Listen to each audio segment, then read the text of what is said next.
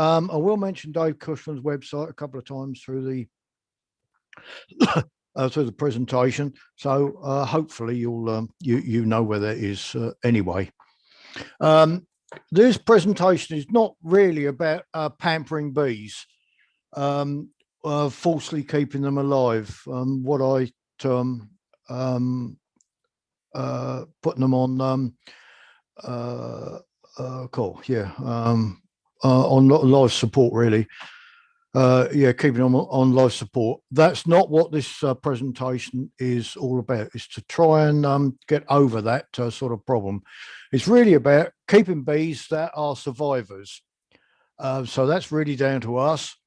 Where possible, reducing carelessness and perhaps avoidable losses, because there are some.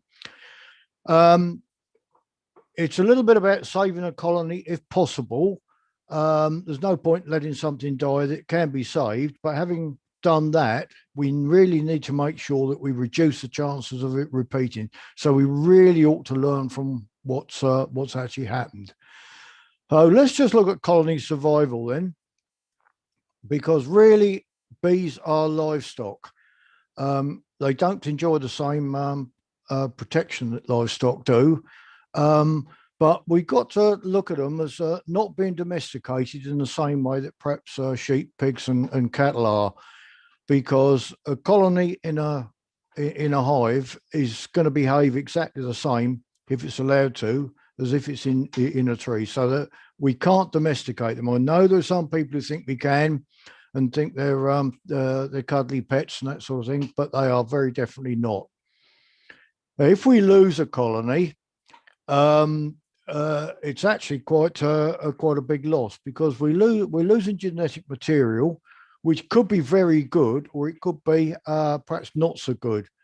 Like a lot of other beekeepers over the years, I've lost some really good or colonies with really good queens, and I've very much regretted it. Now, if you lose a colony, depending on the circumstances, you're obviously going to lose a queen and all the bees that are in it. If it's perhaps starvation, you're going to lose all the food, or if not, then perhaps the colony dies. Some other colony or other bees and wasps go in and rob it out. You've lost the food anyway. And of course, the great thing is you've lost next year's crop, and any swarms or anything that can come off that colony. I can tell you, after 56 years of keeping bees, it's still a disappointment and an annoyance losing a colony, and it's going to be far, far, far worse for a beginner who might only have one colony or two. Now, colony losses are a lot heavier than they were in the past, and there's several reasons for that. I will deal with the sort of most of the common ones later, or the major common ones later. Colonies used to live quite a long time, 10, 15, 20 years plus, without too much of a problem at all. In fact, when I started keeping bees, many beekeepers only had one colony. That's all they needed, because they only wanted 15, 20, perhaps 30 pound of honey for the family or friends or presents or whatever. They weren't selling the honey. These days, of course, because things are not as good as they were, we always advise beekeepers to have two colonies. In them days, there was no need to, really. There is a modern view that a natural colony, that is one that lives in a tree or in a building or something like that, is only short-lived.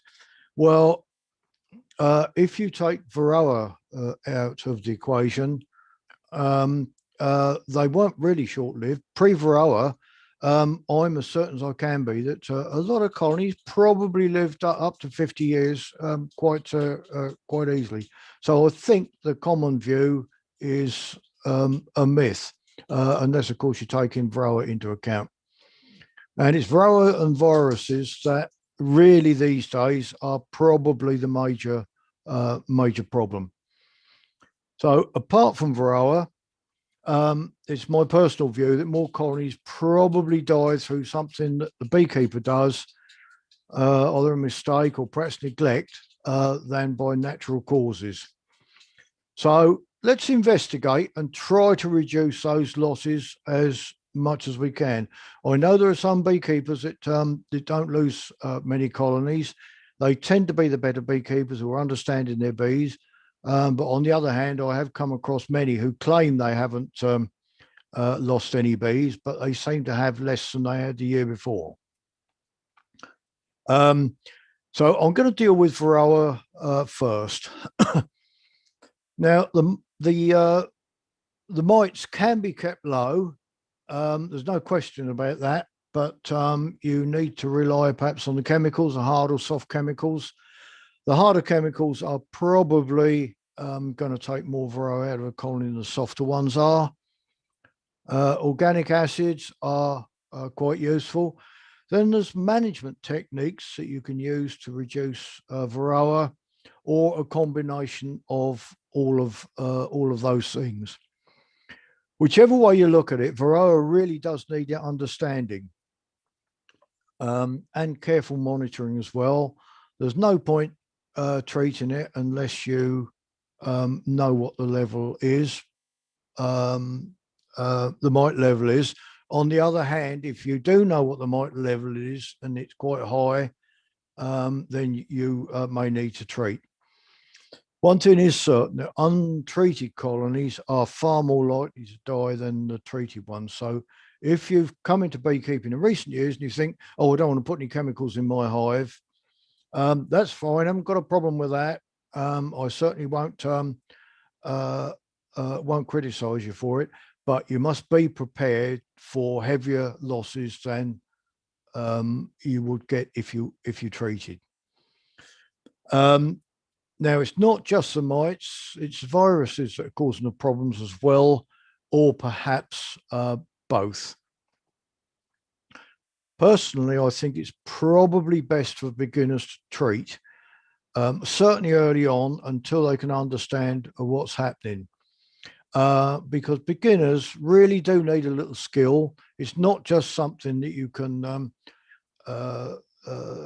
not treat and leave it and everything will be tickety-boo, because you need to look for the signs of a colony going down. And I can tell you they will go down very, very quickly, not just during the winter, but during the summer as well. And I really do mean in a short time, like a couple of 3 weeks. They can go from being apparently a strong colony to virtually no bees in the colony and the lot dead. So you need to recognize what's happening in the colony and monitor the Varroa load if you possibly can, by whichever method you wish or you're taught locally. But having done that, you may still lose colonies because it depends on all sorts of things. Like the time of year, if you get the timing wrong or the temperature's a bit wrong, certainly the softer chemicals, the thymol-based ones, may not be quite so effective. So it may not be the beekeeper's fault, or not 100% their fault anyway. So colony losses, there used to be a winter and spring problem. Certainly until Varroa arrived. If you lost a colony, it was generally during the winter or the early spring, where perhaps you had a long spring and the bees ran out of food, or perhaps queen failure. Now things can happen during the summer quite easily as well. So it's and fairly regularly too. Even I've lost in recent years, I've lost colonies during the summer. And when they do go down, they don't seem to last anywhere near as long if they've got a problem as they used to. This all means, of course, that we need to be better beekeepers. That's not just individuals, but the whole country as well, which I suppose to a degree means the same thing, because if each individual beekeepers better than the whole country is better. We need to be able to spot the problems early, or preferably to avoid any in the first place. Some of them can be rectified if they're recognised and early enough, and they're caught early enough, and remedied in time. So why do we have losses then? Well, it could be outside influence, could be perhaps a beekeeper illness or a family problem, could just be bad luck, could be inexperience as a beekeeper, could be perhaps they were given poor advice, and there's a lot of that going around at the moment, I'm afraid, and it will keep going all the time. There are some of the online videos that are giving out and dishing out poor advice. Could be bad beekeeping, which could bring in neglect. All those sort of things are reasons why we might have losses, some of which, of course, may well overlap. Some are unfortunate, could be perhaps illness or accident, probably something that's sudden. Could be somebody broken a leg or whatever. A few years ago, I woke up partway through the night with a horrible pain. By the following afternoon, I had my appendix out. So, of course, I couldn't do any lifting or anything like that. If something like that happens, don't just think, oh, well, the bees will be all right. Try to get some help from somewhere else. Beekeepers are pretty good overall, and they would generally help out if there's a genuine problem. But of course, it helps them if you can keep good records, and especially ones that are easily understood. If you've got a whole load of hieroglyphics that people can't understand, it might mean something to you, or perhaps they might not. But if somebody can't understand them, they can't work out what's happened in the colony. And don't leave it too late, especially in the autumn. Perhaps if it was in spring or the summer, it might not matter too much if a few colonies swarmed or perhaps didn't have supers on in time. But if you get into August, September, and perhaps October, of course, bees need feeding, and if you leave it too late, then of course you could end up with starvation. Then there's outside influences and bad luck as well. So I'm going to try and get them out of the way first with some examples that follow. Burning, yes, I do mean burning. Why? Because of perhaps notifiable disease, which of course is these days foul brood. Now, I have to say it is very uncommon, but in a lot of instances, beekeepers perhaps don't help themselves. Now, foul brood can come in from outside, both EFB as European foul brood and American foul brood, AFB. So be careful what material comes in. So if perhaps somebody's given up beekeeping and they lost their bees 5 years ago or whatever, need to be careful that you don't take in disease infection as well. If perhaps you're given a colony of bees or you buy another bees, check it out before it comes in. So that's the beekeeper really out of the way. Oh, and the other thing is perhaps if you've got a joint site, as very often happens in urban situations. I'm not an urban beekeeper myself, I'm very rural, but where people are keeping hives in joint sites, perhaps allotments, or perhaps on an industrial estate, a bit of wasteland behind the big factory or something like that. So you need to be a bit careful. Bees themselves can bring foul brood in by robbing out infected colonies. That really isn't your fault, but what is your fault is not noticing when it's come in. So early identification is the key. And as I've said in many of my presentations, constant checking is the key. So firstly, knowing what good, healthy brood looks like. If it doesn't look good and healthy, check it out to find out what it is. It might be quite innocent, but it could also be in need of burning. What it would do, of course, is reduce the infection spread. And there's so many beekeepers that don't recognize these two diseases, and then they split colonies up and they move frames from one colony to another. All of a sudden, it's gone from 1 to 2 to 3 to 200% of the apiary. But please, please, please don't rely on apiary hygiene.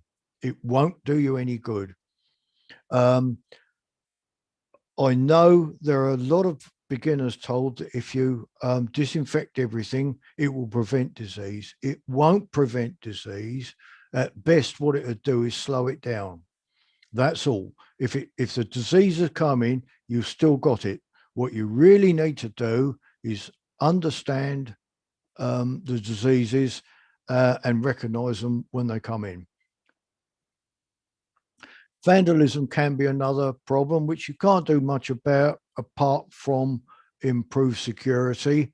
But vandalism, especially if it's the wrong time of the year, can mean dead colonies. So can cattle damage. Now, this obviously wasn't in an urban area. It was in a very rural area, in fact. And I think there were 11 colonies there that were lost. Simply because although this front fence was okay, the back fence, which was the back fence there, the cows came in further up and then round the back. But having said that, deer can knock hives over if you are in a rural area, simply by scratching themselves on your hive and just knock them off the stand. So try to make sure that you've got some decent, strong stands that will be less easy for the deer to knock the hives over. Check your fences regularly as well. It was okay checking this front fence, but it was the other fences that was a problem. If you are outside, it may be especially if you've got several colonies, it may just be a good idea to perhaps invest in a solar-powered electric fence. I know they're probably over £100 or so, but it's more than it's less than an individual colony, shall I say? Certainly, when I go to the States and Canada, they've got electric fences to keep the bears out, but we haven't got bears. But deer can certainly knock a hive over. Flooding is another thing. Over the years, I've come across ever so many beekeepers that have lost bees through flooding. Now, if it's a normal flooding situation, there are floodplain maps that you can get online, but have a look at the area around. Have a look at the bottom of the hedges for a start, because you can tell if the water level's been up. Have a look at the ground. Are there any rushes there? And even small tributaries can get flooded.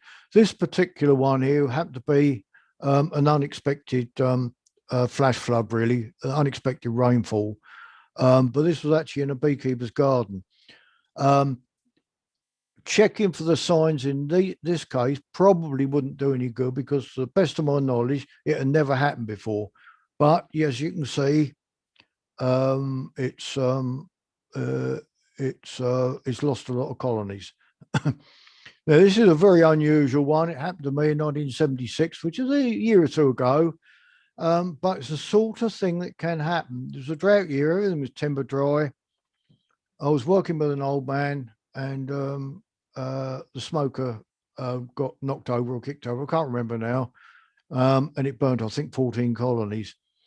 Now, none of these things that I just told you are really bad beekeeping, but they could all have been avoided by perhaps a little bit more care. I'm not saying that the beekeepers were careless. Of course, I'm not, because if you get something like flash flooding where the water level's 2 feet higher than it's ever been before, then you can't do much about it. Or it might have been a culvert or something blocked further downstream, all sorts of things like that. Now, you probably heard me mention the queen problems that we've had since about the turn of the century. I hope you have, because they're very real, despite what some people will tell you. Have a look on Dave Cushman's website, Queen Problems, the whole page on there. But these days, it's quite common to have dud queen cells, which I think are probably largely virus, might be black queen cell virus or any other sort of virus. There are quite a lot of queens, and I'll say a lot, a few of them that emerge with deformed wings. So in neither of those two cases, of course, if you leave a queen cell, can they go out to get mated? We've also got young queens being superseded these days when they never used to, young queens failing and queens simply disappearing. Now, that gives us more turnover of queens. Probably there's 5 times more turnover in queens than there were 30 years ago. Now, that in itself means that because they're quite vulnerable, means that probably there are going to be more casualties. If you don't catch it in time, it can be terminal. And I've come across so many beekeepers. Oh, I had a queen cell 6 weeks ago, but I haven't got a queen laying yet. Well, of course, what's happening is, or what may have happened is that the queen cell may not even have emerged, or perhaps if it was queen with emerging with deformed wings, queen just never even got in the air to get mated. So, of course, all the bees are getting older, down goes the numbers, and if the beekeeper doesn't catch it in time, then it can be difficult. And of course, the longer you keep the colony queenless, the more chance there is of laying workers developing their ovaries. They then start, I assume, setting off pheromones, and of course, then it becomes very, very difficult to get a queen into a colony like that. So that could be, of course, terminal. So what can beekeepers do? Well, one of the things they can do, of course, is keep good bees. And there are some quite poor bees around. There are some very, very good ones, but there are some quite poor ones around. Let's just have a look at unmanaged bees. They're the ones in the trees or the building where they've selected their own home, and they haven't got some people with 2 legs messing them about, as a lot of people with 2 legs tend to do. They're absolutely subject to the forces of nature. Really, it is the survival of the fittest. So natural selection that 2 men by the name of Wallace and Darwin were telling us about 160 odd years ago. And I'm afraid beekeepers still haven't taken too much notice of it. So what happens, of course, is the weak, diseased, less suited, less adapted, simply are just taken out. Usually during the winter, but they're just taken out of the equation because, of course, nature doesn't really want weak or diseased or whatever members of their species are continuing. So managed bees, then, if nature will take them out, it's going to be more difficult for us to keep them alive. So what happens is beekeepers tend to mollycoddle them. And by mollycoddling, I mean sort of what I call overfeeding, insulating them, all the various supplements they give them, effectively dope, and pollen substitutes, all sorts of things like that. All that's doing really is masking any problems that the bees have got. And of course, if you mask a problem, sooner or later it is going to bite you. So try, if you possibly can, if you see a problem, and I know it's not easy as a beekeeper, it's not always easy as an experienced beekeeper, or beginner rather, if I said beekeeper. Try to requeen before it's too late. So if you get to the point where, let's say, you get starvation during the summer, yes, feed the colony, but then think about requeening it. And don't requeen it with the same kind of a queen. Use something different. We as beekeepers, we often work against the bees. I think partly because we think in human terms rather than bee terms. We A lot of beekeepers just don't seem to be able to work out what the bees need and uh, and yeah, what the bees need. Um, we very often don't understand them fully. And getting back to the beginners again, this is something that isn't very often taught in beginners classes. Yes, I tell you to get all gloved and fully suited and booted and all the rest of it, but not actually too much about the bees themselves. So try and keep yeah, not understanding them by keeping bees that are not best suited to our conditions. So try and keep bees that have come from or got a history of existence in your locality. We keep and nurture bees that nature culls. So we're back down to the mollycoddling again. We've introduced pests, diseases, and pathogens too. And they're still coming in and still likely to come in on imported bees that we don't really need. Sorry, I'll get the laser pointer out of the way. We very often keep bees in poor conditions.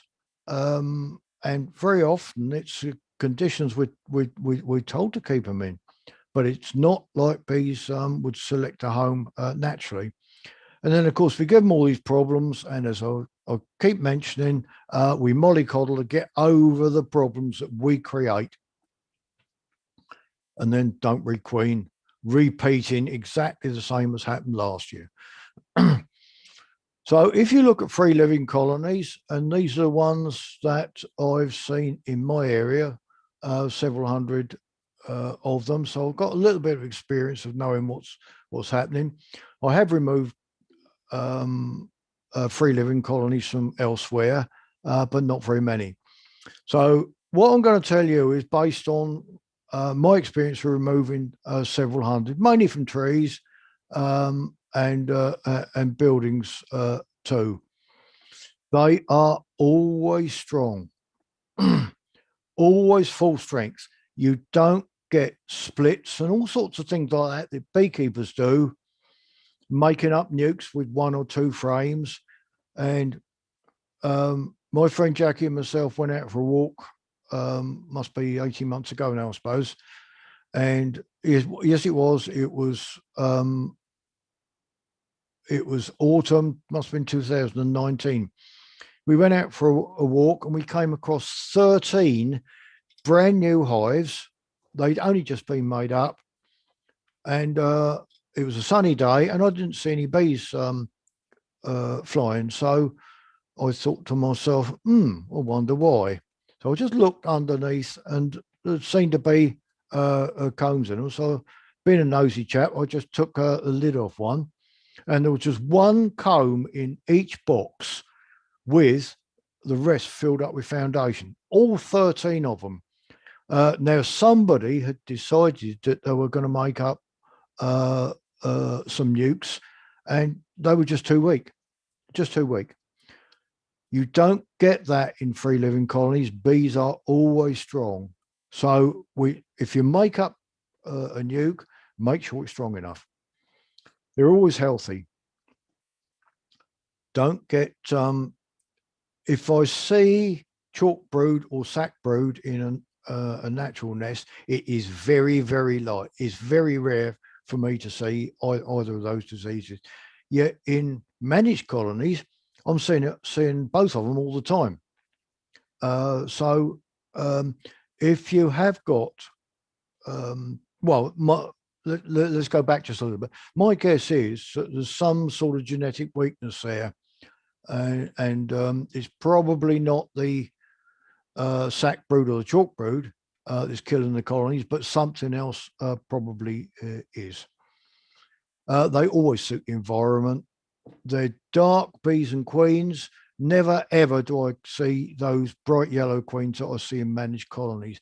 That tends to suggest to me that they don't survive in the wild. They're non-prolific, and by non-prolific I mean the queens don't lay masses of eggs like some of them do. And they're frugal. They obviously look after their stores, what food they've got to, otherwise they're going to starve out. So I'll just ask a question. Should we actually copy nature to help reduce our losses? Because nature's done it, and I think we ought to perhaps copy them. Their nest is usually off the ground. The lowest I normally see them is about 3 feet. They're usually 8, 10, 15, sometimes 20 feet off the ground. So, of course, they're dry. You get drier air up there, and it's moving too. The entrances are defendable with small entrances. I don't know how many colonies I see being robbed out, not mine, but other people's, and they've still got full entrances. So, closing entrances down is one way of avoiding robbing. In a natural nest, bees have always got holes in combs. And when I say holes, you can sort of get your little finger through, or perhaps a pencil, something like that. And as I'll mention in a few slides' time, I think the bees are doing that for several reasons. One of which is that they can move through from one comb to another if they have to, perhaps to get onto a new seam of food. The interior of a natural nest is always propolised. Now, we know that bees propolise it as a sort of self-medicating shield to reduce their disease level. Well, what do beekeepers do? We scrape everything out and then flame it. So we're really negating what the bees are trying to do. I'm not saying that is going to kill colonies. No, I'm not. But it's helping them be healthier in the wild state. They always have food above or behind them, away from the entrance. But I don't know how many beekeepers I see, they perhaps put a comb back when perhaps there's a nectar dearth or towards the end of the season.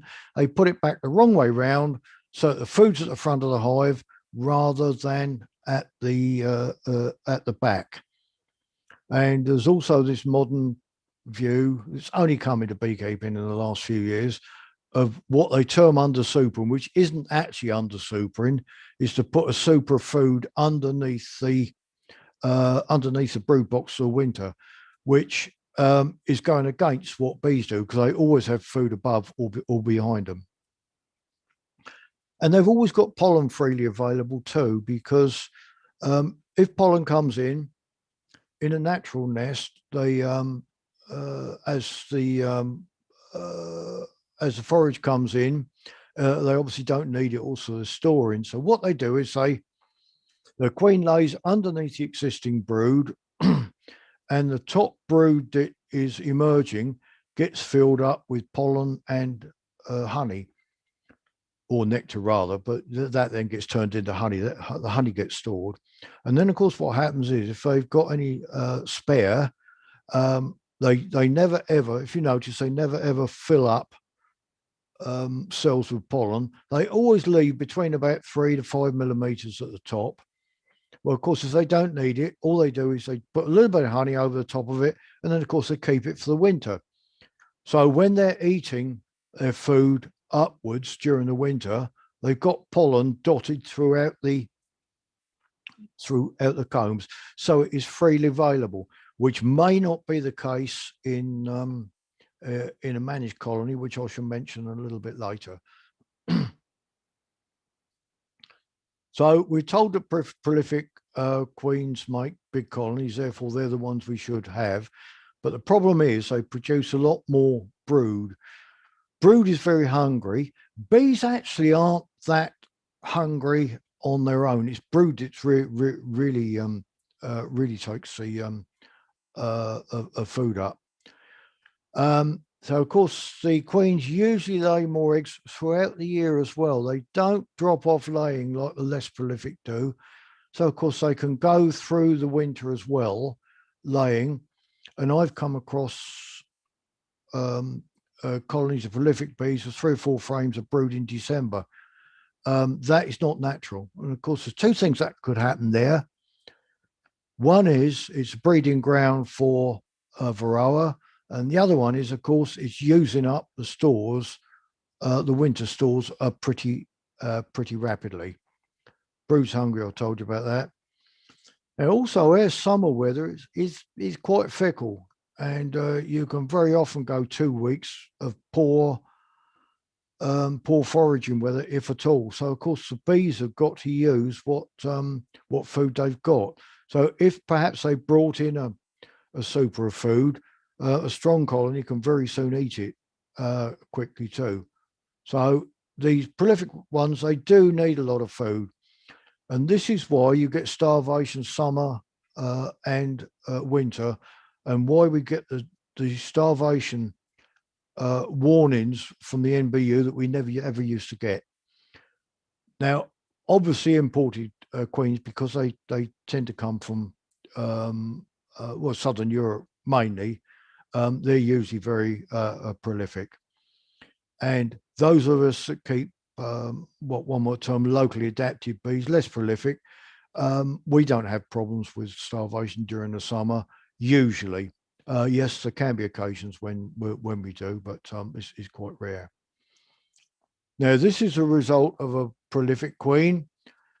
If your brood box is full up with food, with brood like that, and there's very little in the supers, it isn't going to take very long for starvation to occur. Yeah, this is a comb out of one of our colonies local to me, and you can see the arches of food up over the top. There's probably a bit down the side here, but I can't really see it. That would be nectar, if anything. So at least that colony is going to live for a week or 2 without any nectar coming in. So starvation then is now a summer issue as well, especially during the shortage of forage, and perhaps after beekeepers have taken the supers off to extract the oilseed rape. So when you take the supers off, have a look down in the brood box, see how much food there is down there. Have a look at the weather forecast for the next week or 2, and if you're a bit doubtful, you might have to feed. But have a look at the amount of unsealed brood there is, and in general, it's only personal view, but in general, it takes roughly a cell of food to produce a cell of bee. So if you've got more area of food than you have unsealed brood of the age that needs feeding, so up to perhaps 6-7 days old, then you need to start to feed. We know that prolific queens don't reduce their laying, so they will keep ploughing on. There's no need for them to where they come from. Of course, all they're doing really is just turning food they do need into brood that they don't. And worse if the early crop is taken, as I mentioned. Now, winter, very often people feed emergency rations in the spring. I tend to feed emergency rations in the autumn. So try to feed your colonies as much as you think they need in the winter, if you possibly can, in the autumn rather. Now, what you get in all colonies, of course, is increased brood rearing towards spring, perhaps from the turn of the year onwards, and that will ramp up. I've observed colonies. Sometimes what you find is the queen will lay a little flush of brood, of eggs rather, and then go off lay for a week or two, waiting for that to emerge. Yeah, others will just keep on laying. You don't really know as an ordinary beekeeper. You really don't know unless you go into colonies during the winter and spring, as I very often do. So, of course, they're ramping up, and of course, they're using more and more food, and um, that's when the colony is really most vulnerable. So, perhaps February to March, depending on where you are. Of course, the further up the country you are, the later that is going to be. That February to March will be in my area in the south. So if you're up in the Lake District or somewhere like that, you can easily probably add another month to that. Now, if you get a long cold spring, there's less food available than there probably is in a natural colony, simply because a natural colony has got um, all their stores left over from the previous year. You've taken some away. Okay, you've probably added some, but you'll probably find that a natural colony usually will still have quite a lot of food left in the spring.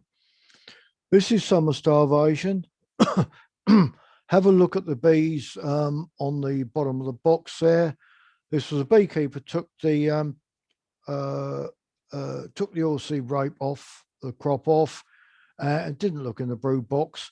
That frame there is an outside frame. Look at it, wall to wood, wood to wood brood.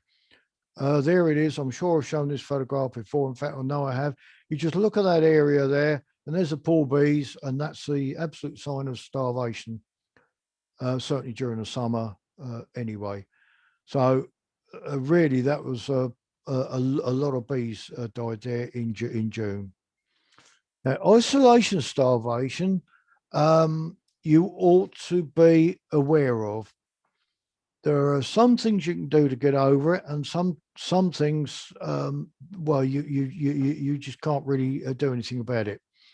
It's really where there's food there in the colony, but the bees can't get to it for whatever reason. Usually because there's some kind of barrier. Now that barrier could be a gap between frames. So perhaps you've got a double brood chamber or a brood and a half or whatever, or you've got a super of honey on. If you've got no constant line of food that the bees can just munch all the way through, if they come to no food at all, they will stop, even though an inch away there's or less there's food. They just somehow cannot seem to detect it when they're in tight cluster. And that's something that beekeepers really need to understand, that in cold weather, bees do cluster. The colder it is, the tighter they cluster. So they go into a smaller ball effectively. And they will probably cluster right up against the food. And it's the bottom and perhaps the sides of the cluster that are getting tighter. They do need to be adjacent to the food, as I've just said, because if they that's what they expect in a natural nest.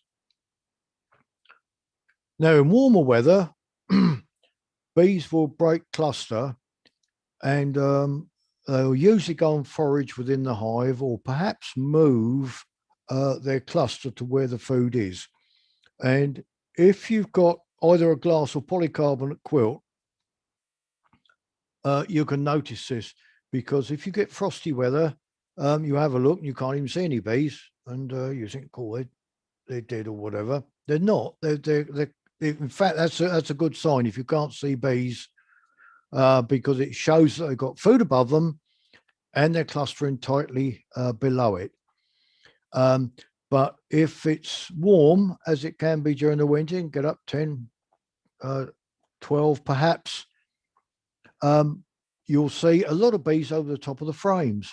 And that's what they're doing. They've broken cluster or partially broken cluster. And well, they're doing several things, one of which is going out and on cleansing flights. But that's not really to do with what we're talking about here.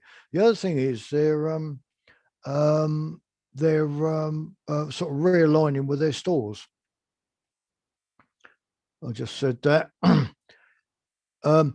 Now, when they're cold, they won't go over a short distance without food. So, of course, they start with plenty of food. And this is my pretty poor attempt at a natural colony. It's nowhere near as tall in proportion as it should be, because bees usually have got a lot of food above them.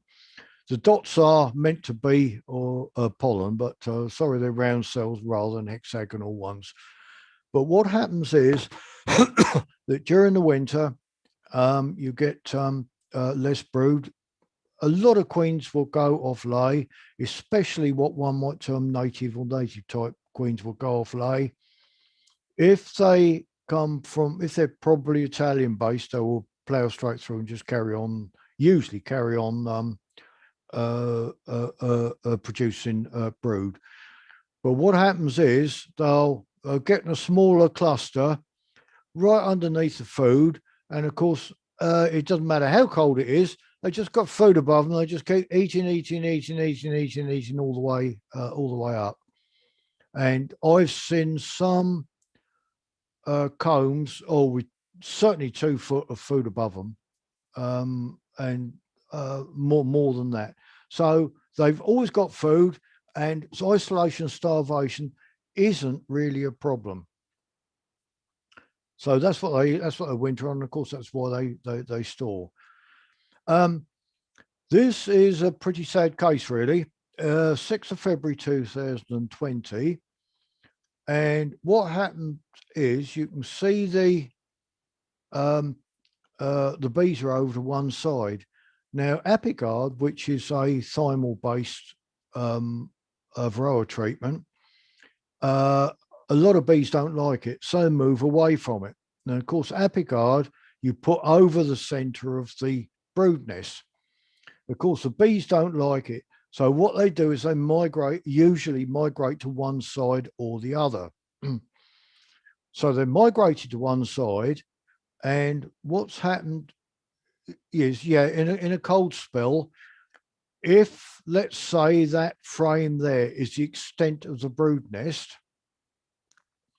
if you get an extended spell, the bees will probably eat the food towards the back. I think in this instance, the entrance was in the front there. They'll eat towards the back, absolutely fine, until they run out of food. Well, of course, they've got wood one side and an empty comb the other.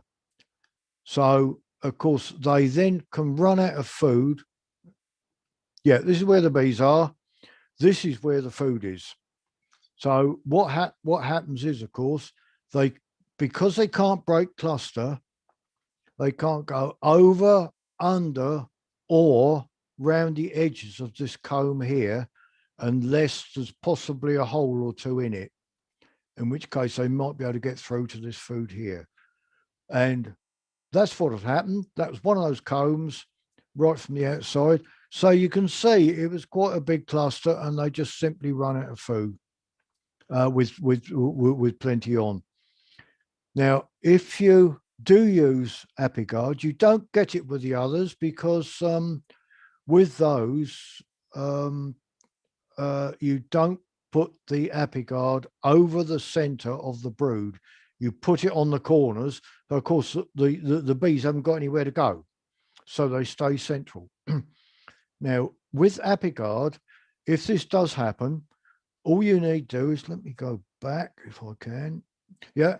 All you need to do is take, perhaps in this case, 3 frames out of this side, shunt from there, that frame over to the left-hand side, and put these in the other side but the other way around. And I'll say the other way around because in general, they would put more pollen on this side of the comb nearer where the brood nest is than the other.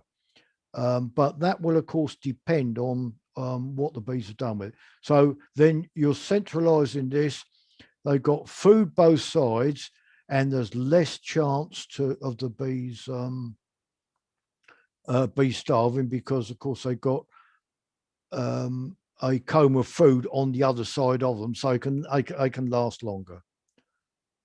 I hope I've explained that well. This is isolation starvation for a different reason.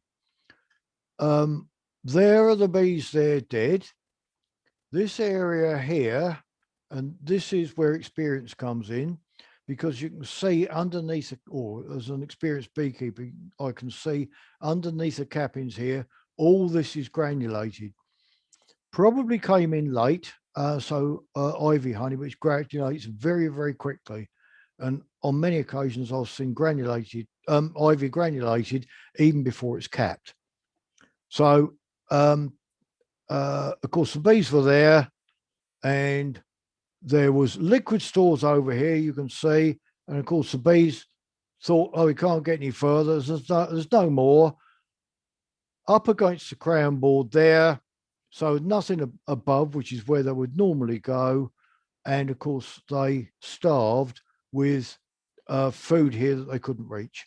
So you need to be a little bit careful towards the end of the year if you've got ivy honey coming in, that you act on it. And I think I'll be telling you a little later on how to do that. That wasn't that comb, that was another one. But all the bees had done was really suck the moisture out from between the crystals. And of course, they couldn't get out to get water to liquefy this. And they can only take water from when they're in their bodies, apparently, for so long.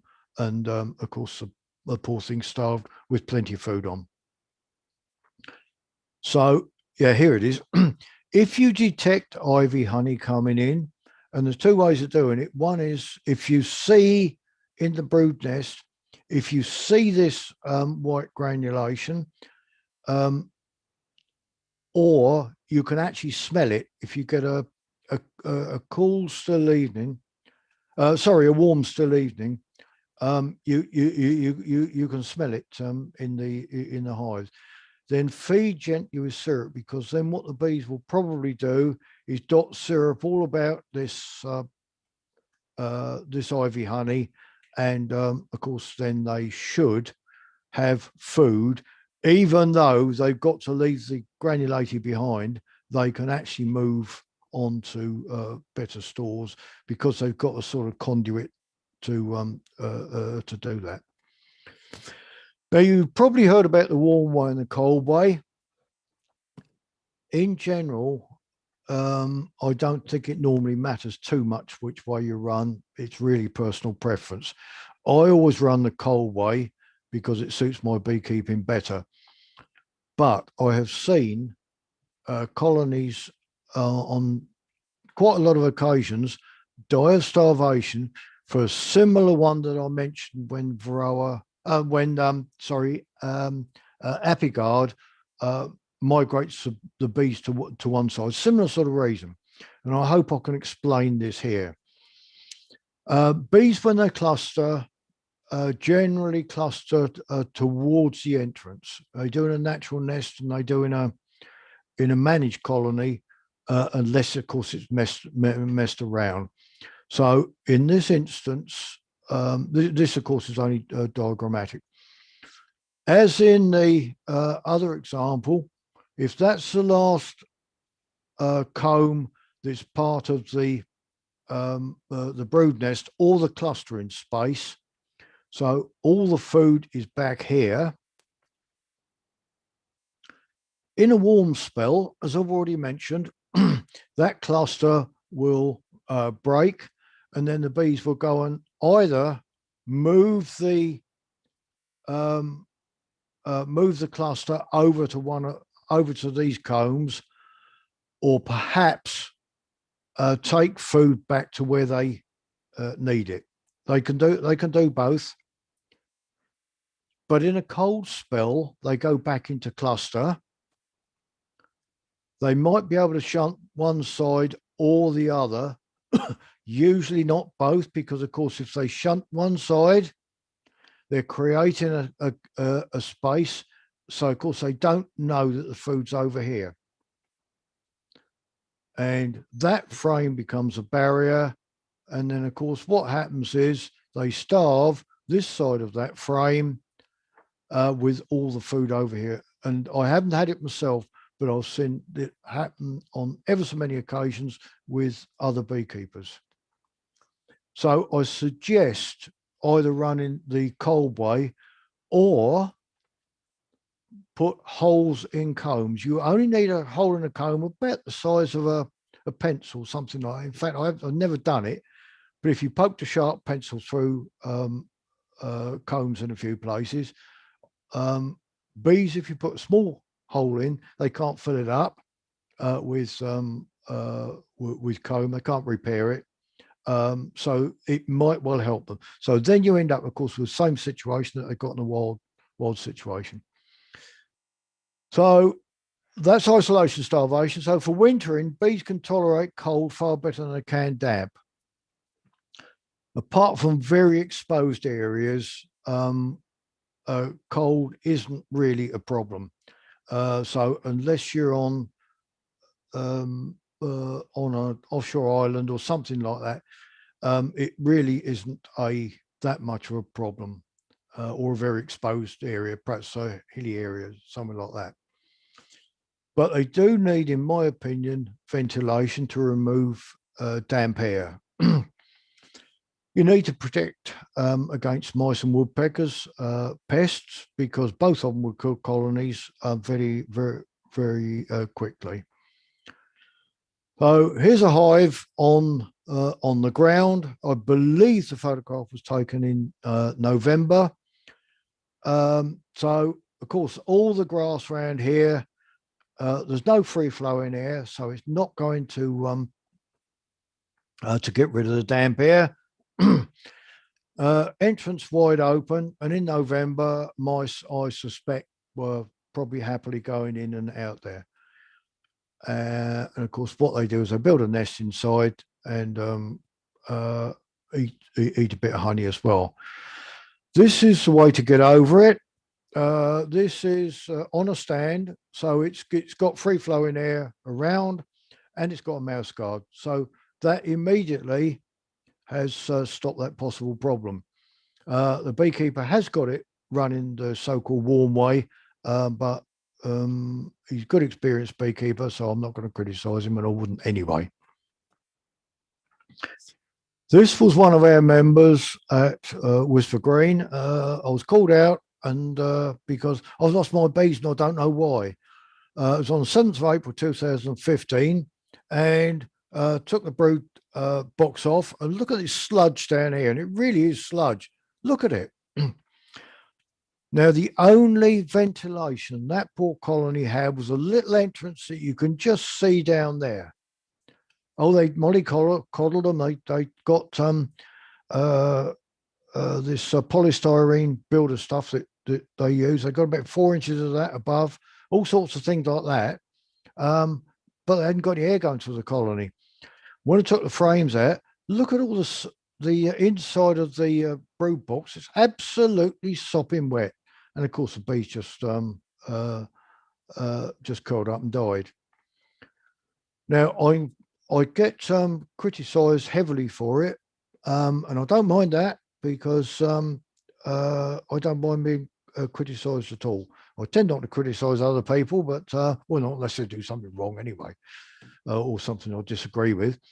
But this is how I winter my hives. I just take the hole in the crown board and leave it open from about mid-November right through to mid-February, and I find that that suits the bees okay. There's certainly a lot less damp inside than there is outside. Okay, people have come up and say, oh, you shouldn't be doing this because of this, that, and the other, or some scientific experiment that's been done. All I'll say is that I've done them with and without in quite large numbers, and I'm convinced that it suits. I'm not telling you folk what to do. One of the benefits is that when the bees are in tight cluster, as I've described, you can look down and you can see sealed food. If you can see sealed food and you can hardly see any bees, you know they're going to be all right for several weeks. Woodpecker protection. This is what I do, or rather what I did. This is plastic membrane that builders use for floors. So quite tough plastic. I now use what's called DPC, damp-proof course, and there's one which I think is 215 millimeters wide, which is just right for a British standard brood box. Just wrap that round, pin it, and the woodpeckers can't grip onto the side of the box. If they bore a hole through, of course, what they're after is the bees inside. They usually do it when the ground's hard in hard weather. This stops them, and for 20 years I've never had a problem. Over 20 years I've never had a problem. So I've seen a woodpecker go through the side of a hive in 5 minutes flat, and of course bees are unlikely to survive. Queen cells. Don't do what a lot of beekeepers do, and as soon as you see queen cells, panic and just cut them out on site. Firstly, see if there's a queen there. There may not be. Just because there's queen cells doesn't mean to say there's a queen there. She could have gone 6 or 7 days or even 8 days earlier. Or going back to the queen problems I was telling you about, could probably have disappeared, and the queen cells that you're seeing are emergency cells. Now, have a look to see if there are any young larvae, because if there are, it's less of a problem if you cut queen cells out, because of course the bees have got something that they can raise into queens if they need to. So if you see queen cells, don't just rule them out like a lot of beekeepers do. Assess what's happening on what I call the way out. So from one side to the other, and then action on the way back. So you must have seen my other presentations. If there's a small number of queen cells, they're all the same age, all very close together, they're likely to be supersedure. If they come from the midrib, they're going to, or on the edge of the comb, they're likely to be emergency. And if you can see they're originally built from cups, they're likely to be swarms. So you can work out what's happening in the colony. On ever so many occasions, I've had a phone call, I think on queenness. Have you got a queen? And I always try to find out what's happened. If I go back, it usually happens 2 or 3 weeks earlier. Somebody's cut out all the queen cells and, of course, left the poor colony with absolutely nothing. So here's 4 queen cells there. They are likely to be swarm cells, simply because of the numbers of them. Okay, it's probably quite a poor comb, but it doesn't look like being much young brood there. And that's the reason I put that photograph in. And of course, if you take out all the queen cells, poor colony's got absolutely nothing. Robbing. Prevention, in my opinion, is far better than cure. What's going to rob? Well, it could be wasps and it could be bees. Individually, a wasp is very, very much tougher than bees. They fly at lower temperatures, and they are on a 1-to-1 fight. They're going to win against the bee. Get a half a dozen bees, and of course that's going to tip the scales in the other direction. So that's why you need to keep your colonies strong. And when I say strong, I mean densely populated. I very often see what people think of full colonies and you can easily see the brood underneath. That's not densely populated at all, and the colony is likely to struggle to defend itself in those situations.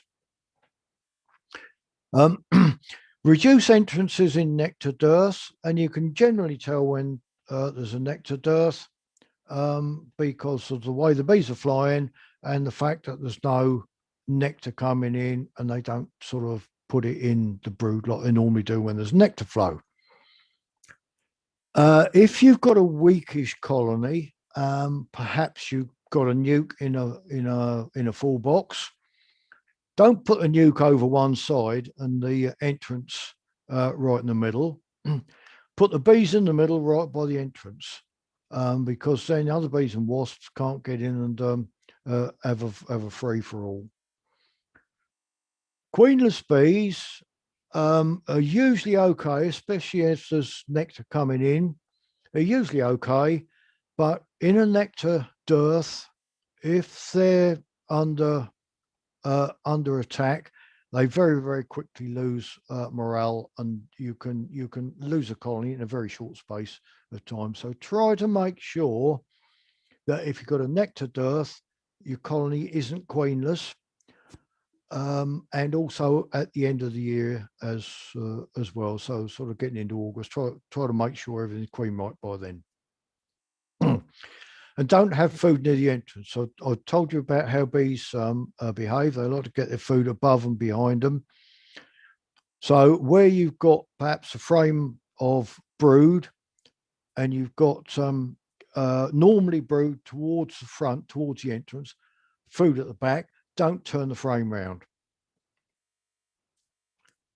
Overwintering colonies, I do see a lot of beekeepers, especially beginners, who try and put nukes into winter that are far too weak. Work on 5 frames as a minimum, British standard frames, I mean, British standard brood frames. Should be adequate. If the bees are well, or combs are well covered, you should be okay. So make sure they're well populated with bees, not weak in bees. Make sure they're healthy as well. So there's no deformed wing virus, no chronic bee paralysis virus. So if you've got bees that have got sort of shiny abdomens, shiny thorax, you've got a bit of a problem. Parasitic mite syndrome, which I've described in other presentations. Make sure the bees are quite healthy. If you have to unite, then do so, but you still need to be able to get one colony strong enough to go through the winter. So there's no point uniting 2 weak 2 or 3 frame nukes. You really ought to unite half a dozen of them if you can. What you can do is certainly if you've got bigger colonies, is you can add combs of sealed brood, and you can do that probably one at a time. Shake the bees off. I'll show you the sort of thing that you can do in a few slides. Shake the bees off. You need to shake the bees off, otherwise, if you do it towards the end of the season, you only need one bee to go home and tell its housemates or hive mates, call it what you like, that there's some free pickings just down the road, and you've got robbing on the way. So here is a comb, nice comb, be absolutely ideal for making a nucleus up. But if it's towards the end of the season, it is too weak. It's a lovely comb. It's got food on it. It's got brood. It's about to emerge, but nowhere near enough bees. That's what I mean. That's a well-populated comb. If you've got 2 or 3 or 4 of them in in a nuke box, 5-frame nuke, you're likely to get that through the winter. You're very unlikely to get that one through the winter. Now, here is what I say a frame of sealed brood. So if you've got one in a big colony and you've got a fairly small colony that's not particularly populous, shake the bees off a comb like that, put it in. Within 12 days, all this lot will emerge. And don't forget, from what I've told you elsewhere, 1 frame of brood is 3 frames of bees. So if you've got the same on the other side, you've probably got a couple of frames worth of bees, which will actually cover that lot. So then perhaps after 10 days, do the same again. And what you're going to do is end up with quite a strong, you've strengthened your nucleus, your weaker colony, but all with young bees. And that's just great for getting it through the winter. I'm talking about probably August, might even be into September in the south of England. If you're further up country, go to the Midlands, knock a couple of weeks off, go up to Northumberland or Cumbria or somewhere like that, knock another couple of weeks off. Feeding is quite important in my view, and I said in one of the other presentations that was actually a skill. Use the old 2 pound to a pint, because it's not quite maximum concentration, but it means that the bees haven't got to evaporate off a load of water. So 4 kilos of sugar, 2.5 litres of water. In the autumn, I know it's tempting to put a great big feeder on and feed straight, feed all in one go. That, in my opinion, doesn't do the bees very much good, because if you feed too rapidly, it prevents the queen from coming back into lay, because you're using up all the space that she would have laid in. Therefore, you're not likely to get the flush of young bees to take the colony through the winter. That's that. The other thing is, if you feed down in one hit, when you feed, it diverts bees to go out and collect pollen. So especially if the weather is a little bit dicky, bees can't go out to get pollen to put underneath the food for winter. So feed gently. And what I mean by gently is, if you can feed a pint or a couple of pints every other night, that is absolutely fine. It allows the bees to collect pollen, and it allows, because there's income coming all the way through. Perhaps you feed over 4 weeks, absolutely fine, doesn't really matter, rather than feed over 2 or 3 days. If you feed over 2 or 3 days, the bees haven't got any income. When the food's finished, they haven't got any income with which to produce the wax to seal the food. So it's likely to ferment, unless you put thymal in the syrup, which I haven't mentioned here, won't mention here. But if you keep fire feeding gently, the bees start processing the early food, and then they've got the income, the later income, to produce the wax to seal it with. So you don't end up with anywhere near so much unsealed food going into the winter. Fermentation is bad for bees. Don't move frames around late, because late in the year, I mean, and it's very difficult for me to say. I don't move frames around after about the end of September. Go a little bit earlier, further up country. And the reason is that bees know where they put things. So they know where they put their pollen. And if you move frames around, that's lost to them. You could leave a super of honey above if you wish. Absolutely no problem with that. It's something that's come into beekeeping probably in the last 15 or 20 years. Beekeepers never used to do it very commonly. A few did, but not that many. If you want to leave a super of honey, then please do so. the bees certainly won't waste it. And only feed if bees need it. This feed, and if you're in any doubt, feed again, isn't necessarily good for bees. So have a look at them, do a bit of hefting, even take the crown board off, have a look inside. If they've got enough, then giving them more might do them more harm than good. And then, of course, winter checks, probably once every 4 weeks, let's say up to halfway through January. And then after that, every other week should be okay. You'll learn, because what you'll find is that you'll be able to work out where the bees are taking the food from and how much they're taking as well. But don't forget that if you've only got 1 or 2 colonies, next year might be different, because you might have a stronger or weaker colony, might be perhaps slightly different kind of bees, slightly different weather. So it does vary a bit. And this, of course, is where the skill comes in beekeeping, which, of course, can only be gained by experience. And, of course, with experience, gaining experience, you're likely to make mistakes and have losses. So if you've done all you can and you lose it, nature would probably have taken it out, unless it's really bad luck. Medicine, supplements, insulation, all those sort of things, all they're doing really is just masking a weakness.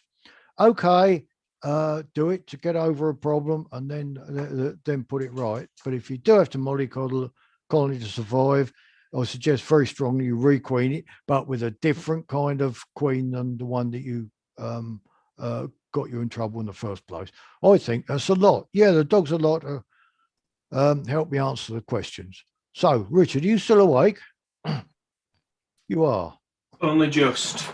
Only just. Yes, of course I am. You've heard all that before, haven't you? Do you want me to stop sharing? That's it. Super. Excellent. Right. Okay. I've had to throw a few comments back to people to ask them to actually ask a question. So if you don't hear your comment being read out, can you just check to see if yours is one of the ones that needs to be rephrased? Were you addressing me or the questioners? Yeah, the questioners there. Oh yeah, okay, yep, fine. Right, okay. First one. Can we inspect when the temperature is less than 15 degrees and raining? Cool, it's a 3-part question. Can we inspect? And your answer is yes. Question. Well, yeah. Sorry. Yeah. Oh, 3-part. Yeah. Let me put it this way. I've removed an awful lot of bees from trees when there's even been snow on the ground. And when you remove them, what you do is you cut top and bottom, and then with a timber wedge, split the tree open. So absolutely everything is open to the elements. I'll then cut up combs, put them in a hive, and I very, very rarely lose one. Very well. In modern times, I've lost a few, but certainly pre-Varroa, there's no problem. I think it's a human thing that don't go to the bees, it's too cold. If you have to, do it. And why would you have to? Well, it's probably because you're a little bit worried about the bees, starvation. If that's the case, what I suggest you do is, if you get a frost, quite heavy frost, earliest the following morning, then, because they don't start moving that quick. I don't know, 9 o'clock or something like that. Just gently take the crown board off. You can break it, and if it's really cold, the bees should be down in cluster. You can quickly take the crown board off. I do it without smoke, but I suggest, from beginner's point of view, get protected and get your smoker. Just whip the crown board off, and then just have a look. And if you can see sealed food on half a dozen frames, you're going to be okay. If the bees are right down, it's because they're down below the food. So you've got quite a lot of food above them. So that isn't going to harm the bees at all. On the other hand, if you've got bees that are right on the point of starvation, then you're going to lose them anyway. Then you may have to break the colony open in order to get fondant near them. If you are in that situation, don't just do what some people do and just put the fondant on the top of the frames. What you've got to do is push it down between the frames so it actually touches the bees. And make sure there's a conduit between the bees and the fondant so that they can come up. Pack the fondant round. You can do all sorts of things like that to make it easier for them. But I've seen people just put fondant on top of the ground board. Don't do that because you'll probably lose the colony anyway. And only put fondant on if you need it. There's no point unless you do need it.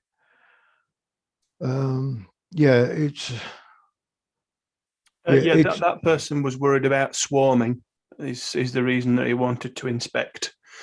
Through April. Sorry, why didn't you stop me then? You can't get a word in edgeways when you start. Look, I've got a book to the side of me. I'll quickly open the page. I'm reading this book to you. No, hey, what you've just said's answered somebody else's question, so that's fine. Oh, okay. Wait, yeah, let's go back. Well, can I ask you the three parts and then you know where you're going? So he says, weather is remaining cold throughout April, below 15 degrees and raining. Number one, can we inspect? I'm worried about swarming. Number two, treatment, max or any other recommendation, sorry. And three, I have 4 hives. One I inspected in March in the heat wave, had 2 supersedure cells, less than 1 total frame of worker brood and some drone brood. In light of the weather situation, what's best to do with that hive? Right, okay. Do you want a 200-page book or a 500 page? Well, okay. Let's take the first one, handling bees. I know there's all this business about temperatures and all sorts of stuff like that. The old beekeepers used to say, don't inspect bees until the flowering currents are out. There aren't too many people with flowering currents these days, or even know what they are, I suppose. But I've got a rule. If the bees are flying and they're bringing in pollen, you're usually okay. You're going to be okay. Rain is a little bit different. If it's light drizzle, I wouldn't bother too much about it. You can get through a colony quite quickly. It's where it's tipping it down that is a problem, because bees do actually die when they've got too much when they're too wet. As I've seen people, I've even seen people spraying swarm with a watering can, and they just kill the bees. You know, cool watering can with a rose on, kill the bees.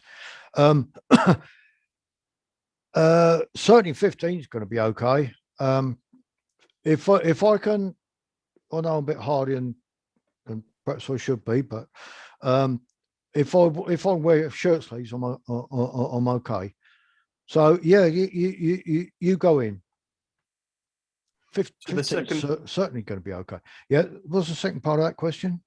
Treatment for Varroa. So max or any other recommendation? Right. I'm going to be evasive because I haven't seen the colony or colonies, and I don't like giving information about medications. Right, max. You've got to be aware that max is very, very corrosive. like really corrosive. It's the only one of that group of chemicals, to the best of my knowledge, that kills the Varroa in the cells. So, and that's why it's only a weak treatment. It's very, very corrosive. So if you've got any metalwork in the hive, it will, unless it's stainless, of course, it will just corrode that. So if you've got castellated spacers or metal runners or anything like that, it just knocks the stuffing out of them. Okay. Max is certainly the quicker one, and I think you can use that with honey on, with supers on. I'm not sure, but I'm certainly not. I'm not advocating any chemical treatment of one description or another. Certainly not when it's been recorded anyway. And the last part of that question: 4 hives, inspected one of them in March during the heat wave. 2 supersedure cells. It has lots of adult bees, old bees now, but what should he do with the weather situation that's about? I've had this question either on these webinars or privately. I must have had 6, 8, or even 10, I suppose, this year already. Right, it's a bit too early to do anything about it. If you've got, let's say, 4 colonies in 3 weeks or so time, you can do all sorts of things. You can, if you want to save the colony, that is, you can do all sorts of things. You can swap places with another colony, and then well, you need to do it obviously when the when the weather's good and you've got good flying weather. That bolsters up the flying force, and then you can probably move across a frame or 2 of largely sealed brood, and they can actually pick up quite well.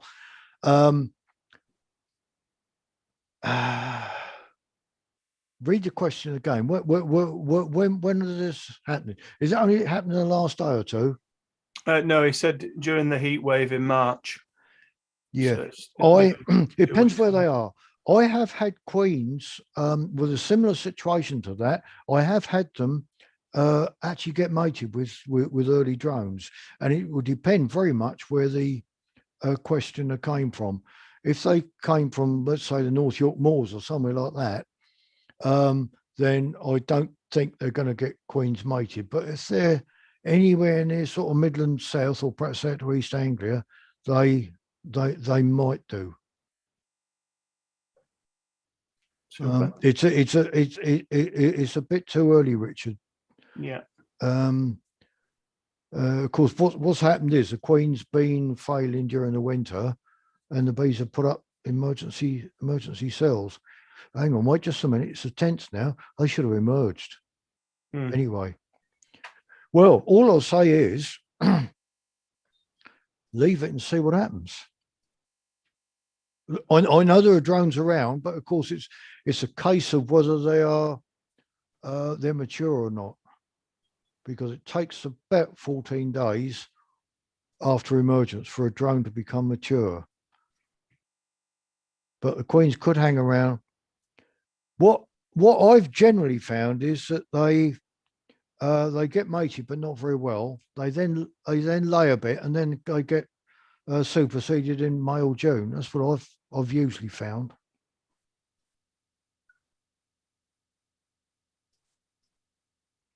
I think I've finished on that one.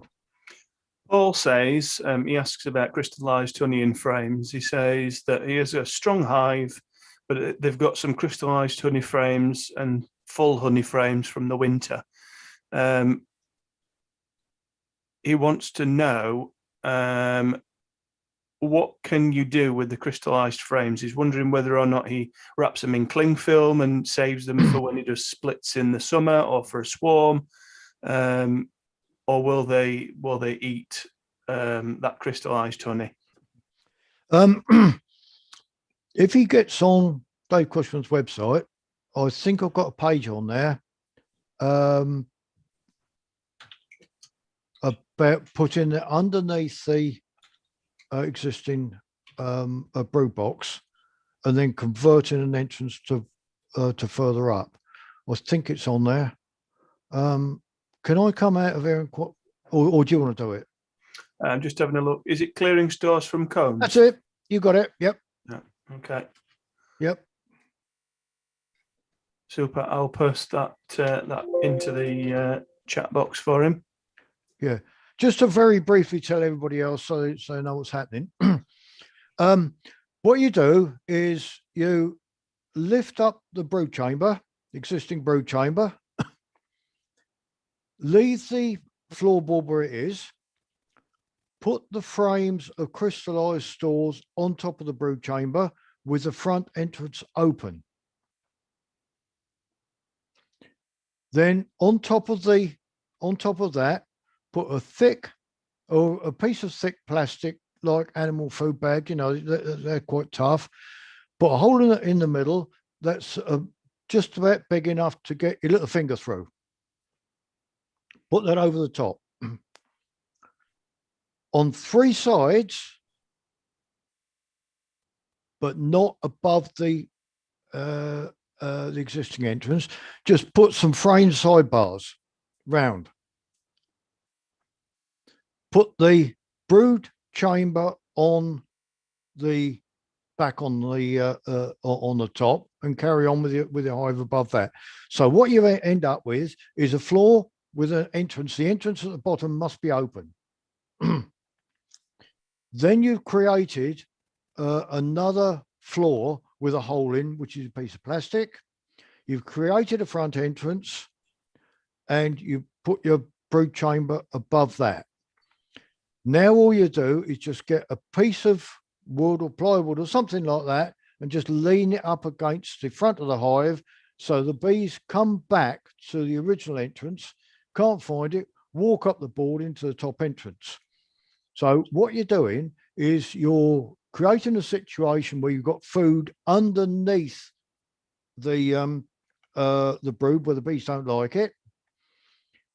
You've got a big entrance in the front, but only a little entrance through the piece of plastic.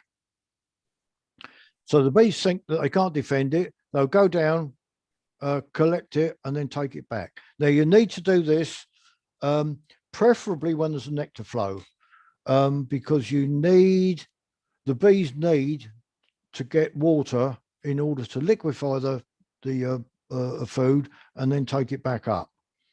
And what I found is, surprisingly, I think they use that for brood rearing, because I very often, will very rarely find it it's stored above.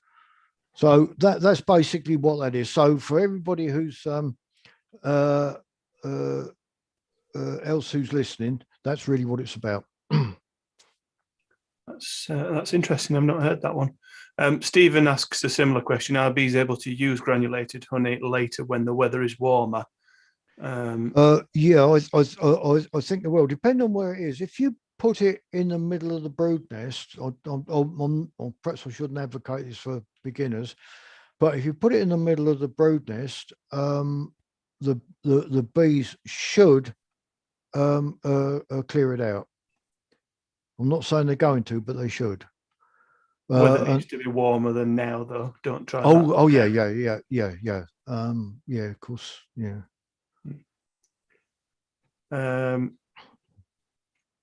Oh yeah, don't mess around like that this time of year. Yeah. In fact, all the things that I've just told you, you should really do it on a strong colony in the height of the summer anyway, when they're flying freely. Yeah. Keith says, excuse me, Richard, that brings me back to a point that this video this webinar is going to be online all year. So we better tell people that we are talking now about 10th of April. You clearly can't do it in the middle of January. So certainly in England and Wales, I wouldn't do it before early May, I would think.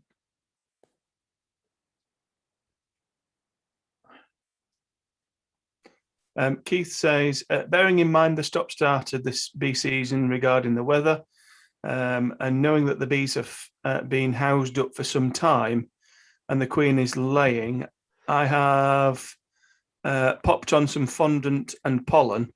The weather doesn't look as though it's going to get much better for the next few days. Is this correct approach to have, or have I overreacted? It's only correct if they're short of food and short of pollen.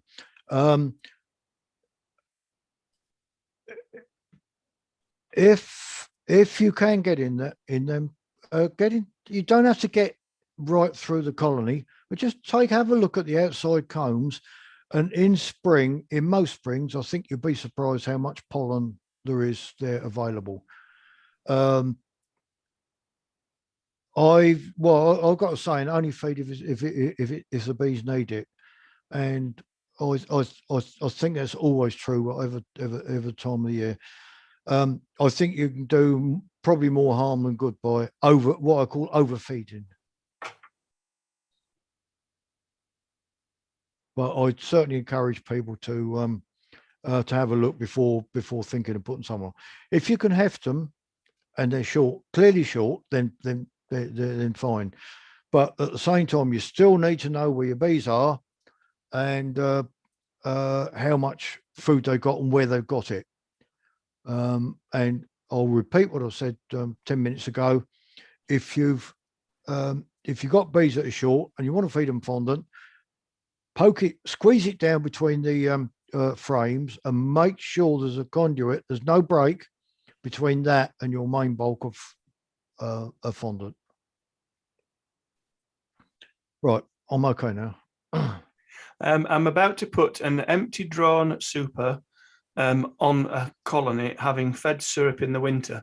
Is there any chance that the bees will move upwards any stored syrup from the brood box into that super? No, I don't think so. Bees are usually reluctant to move stored food, whichever it is, especially if there's any capping on it. And my guess is they actually use it for their own use.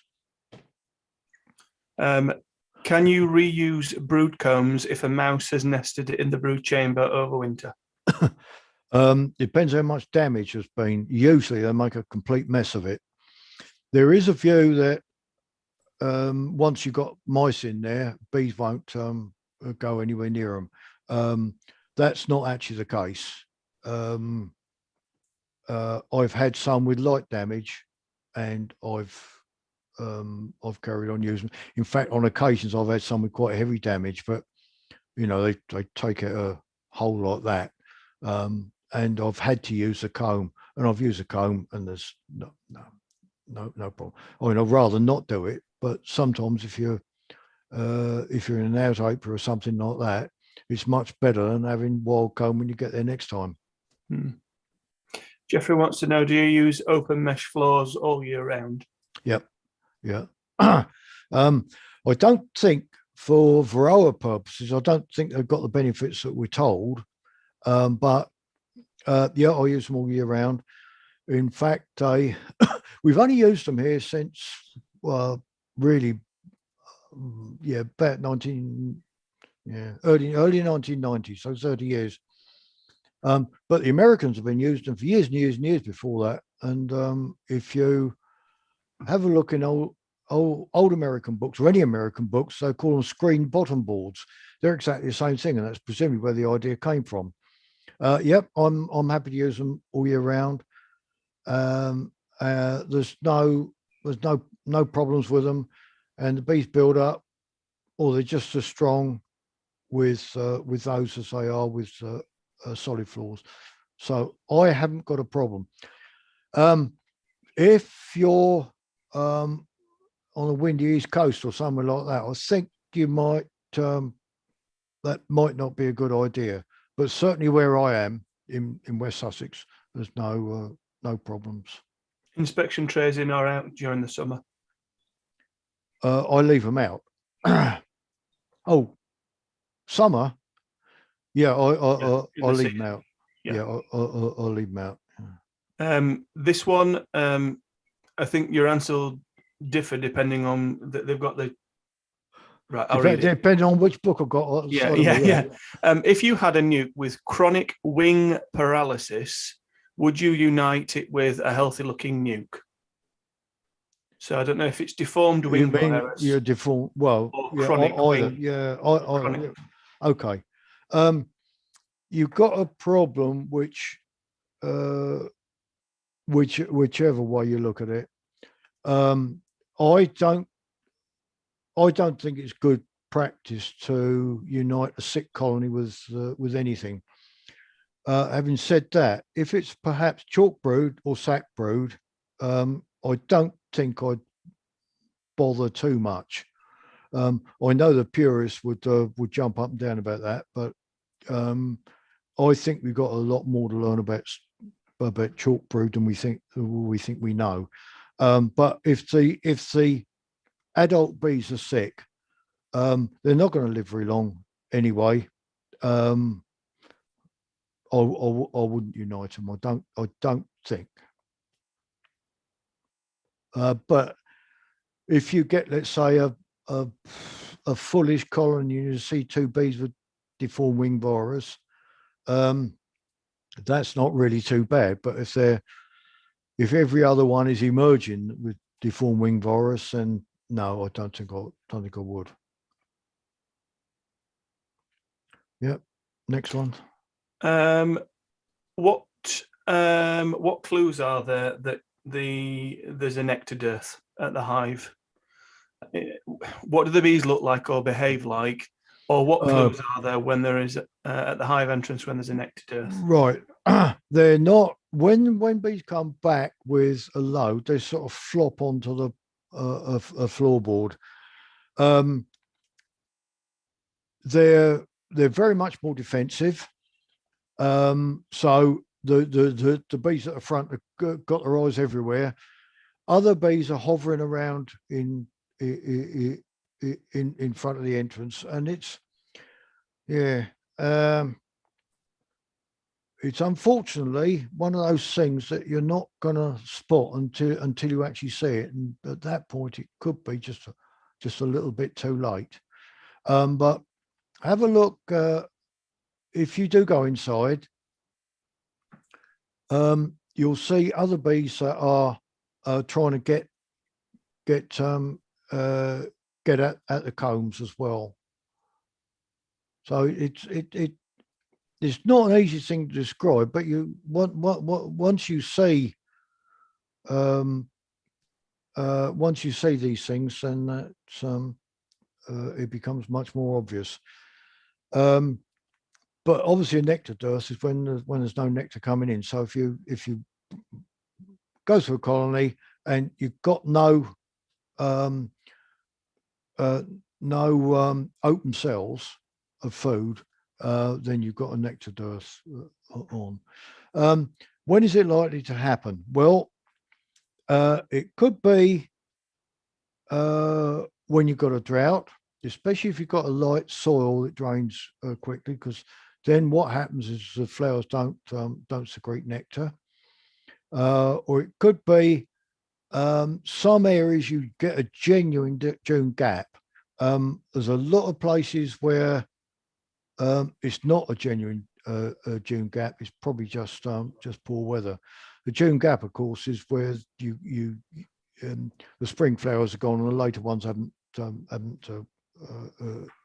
come.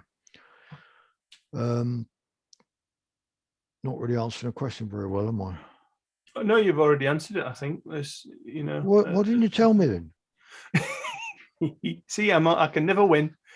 Sharon, of course you can. Sharon is a novice, but she says, I don't understand why we have to feed the bees. Should we not leave them enough honey for them? That's what they're doing, storing food for winter, right?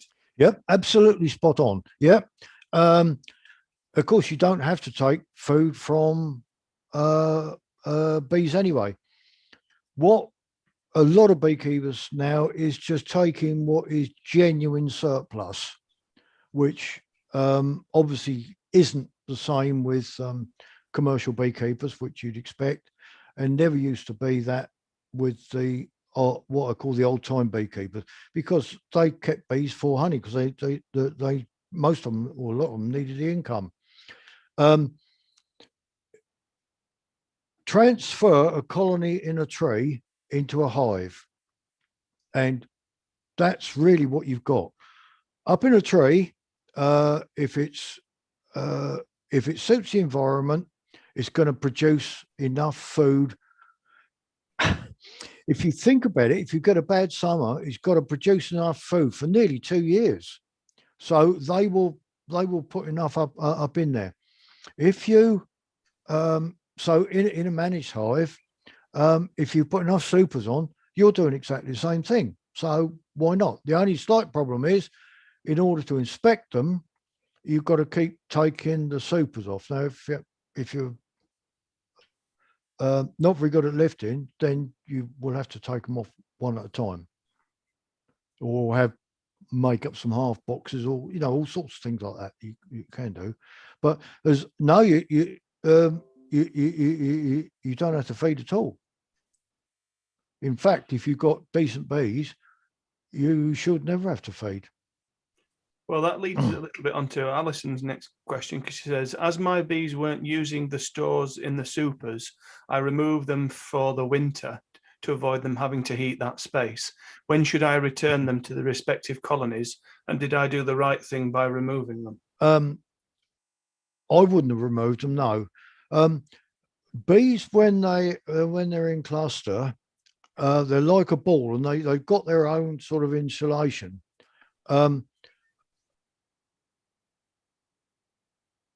It's human thinking to say, oh, they've got all this space to heat. They haven't. Well, there will be a bit of heat loss, obviously, but not it's worth worrying about. You haven't got that much different than in some buildings. I take bees. I've taken a lot of bees out of barns, and they got thin weatherboarding on the outside, so there's no real problem. Roy asks for a comment. He says, my brother-in-law's new perished in the winter largely because of condensation. So your comments about and warning about ventilation are much appreciated. On examination of the bodies of the dead bees, we saw unmistakable body of a slug and a little slime on the frames. The polystyrene nuke was about 18 inches off the ground. Your comments would be appreciated. Yeah, I'll tell you what, going the next size down to mini nukes, I've had thumping great slugs go through the queen excluders that you put over the front. And you think, how on earth did they manage to get through there? But they can somehow squeeze through the tiniest of gaps. Yeah, that of course is one problem with polynukes, and it's one that I spotted a long time ago. You can get some thumping great slugs inside. I don't think they probably do that much harm, but it just goes to show that it's damp inside, and that may well be what killed the nuke. Don't know, because can't see it. Andrew wants to know, what do you do if you think there is Nosema affecting the bees? Right. There is no, or to the best of my knowledge, there's no registered product for killing, dealing with Nosema anymore, since Fumidil bee, I think it was deregistered or whatever happened to it 5-10 years ago now, I suppose. It was an antibiotic, wasn't it?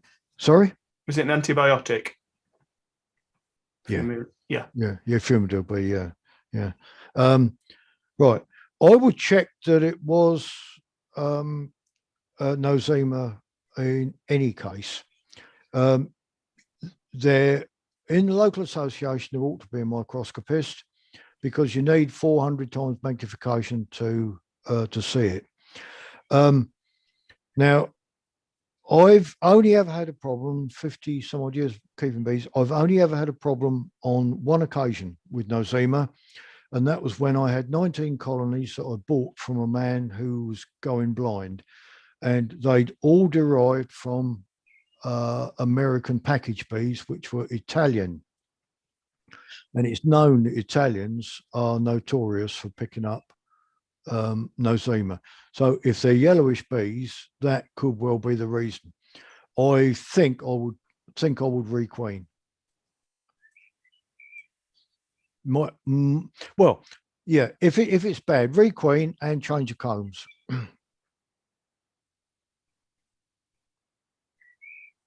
There is no trick, although there's certainly 2 scientific papers that state that the use of thymolized syrup does actually certainly reduce, or once they treat, reduces nosema. In fact, you're not allowed, I think the legal position is you're not allowed to use it for treating for disease. You can use it for other things, and if it happens to treat disease, it treats disease. But I think that's the legal position, but I'm not too sure. Off you go. Another one. Jackie says, are you advocating not flaming boxes as it removes propolis? No. No, if you want to flame boxes, because a lot of people have done, and a lot of people still do. All I was questioning was the bees are putting up this self-medicating shield. Are we then removing that with the flaming? That's all. That's all I said. Obviously, if you've got foul brood, which I hope nobody gets, then they will be flamed out anyway. If you want to flame boxes. And one story I tell, which I'm quite happy to, is I know a beekeeper in North Wales who's painted his hives 3 different colours, red, brown and green, and he flames out all the brown ones one year, the green ones the next year, and the red ones the next year. If you want to flame boxes, flame boxes. No, all I was saying was that the bees are finding their own way of treating themselves for disease, and we're destroying that, really. That's all. But if you want to flame. How many super frames of honey would a full hive of bees need to overwinter? Well, it depends what sort of bees, because if you look in Beewolf Cooper's book, he says that Italians need 2.5 times the amount of food for maintenance purposes than our native bees. It depends how prolific they are, how long the spring, how long the winter is, how short the spring is. It's very, very difficult to say, but and of course it depends how much food you've got in the brood chamber. But certainly my bees, a super of honey will be enough. But there are going to be other bees that 2 supers won't be enough. It depends very much on the type of bee, and this, of course, is the sort of stuff that beginners don't get told at beekeeping courses. A colony needs X amount to get through the winter. Some do, some don't. Some will need more than that. So it's quite a difficult question. If you've got very prolific queen, they'll munch through anything you happen to give them. But if you've got a less prolific queen, a non-prolific queen, they will govern the queen will govern the egg laying rate to suit the food that's there. It's a well-known tactic of our native bee. Hope that. Yep. Maria says, can I keep a colony all year round in the shade? Any downsides of doing so? Most of mine are in the shade. It needs to be open. So if there's what I call hovered in, so there's no sort of free flowing air, then that could create damp condition. Think where bees live normally. It's 10, 12, 15 feet up a tree in a forest. So they're not really in the sun very much at all. I'll keep my. When I had 130 colonies, I used to keep them in light woodland, or most of them, and sometimes I wouldn't even get sun any time during the day, summer or winter. But the air's warm enough through the wood to be able to, yeah. Yep, yeah, that's right, Richard. Yeah. Yeah. Paul says, I've looked for Roger's book, Practical Beekeeping, on Amazon and on Northern Bee Books, and I can't find it. Any idea where to look? I think I've got one that I'm thinking about putting on eBay.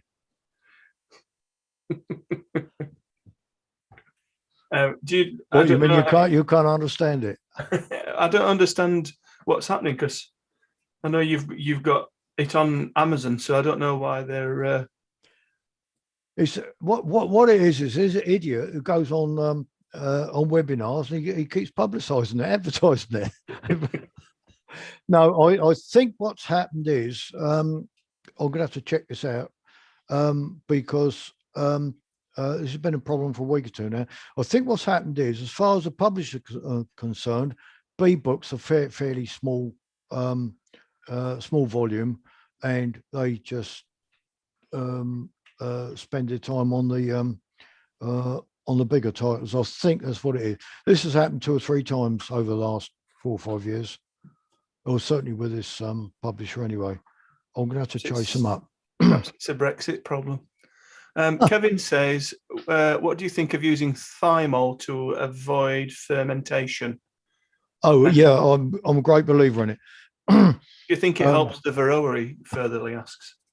Oh, no, I don't think it does. No, because one is being ingested and the other is external. No, but it's good. And in one of the other presentations, I've given some reasons why. It does stop fermentation. It also stops the black sludge that you get sometimes in feeders or in containers. And the great thing about it is, if you make up too much syrup one year, it's still going to be okay the next year. It won't ferment. But if you keep it perhaps in a warmish area or a garage or something like that, it'll ferment in 4 weeks. Yeah, so yeah, I'm a great believer in it. It's easy enough to do. The thymol lasts.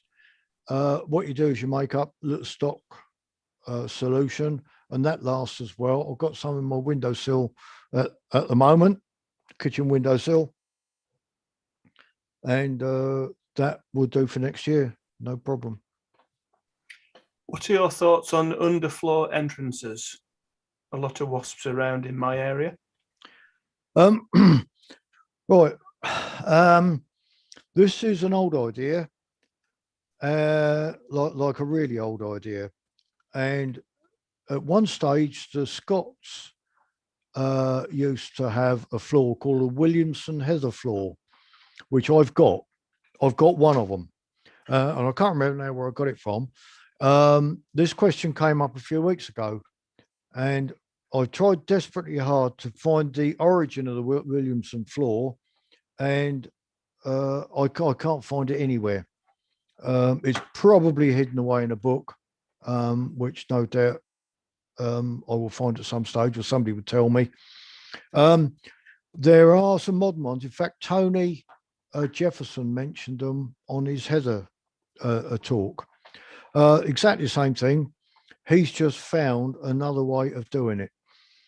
There are some little plastic gadgets which are a New Zealand invention, and Apimonde in Montreal in September 2019.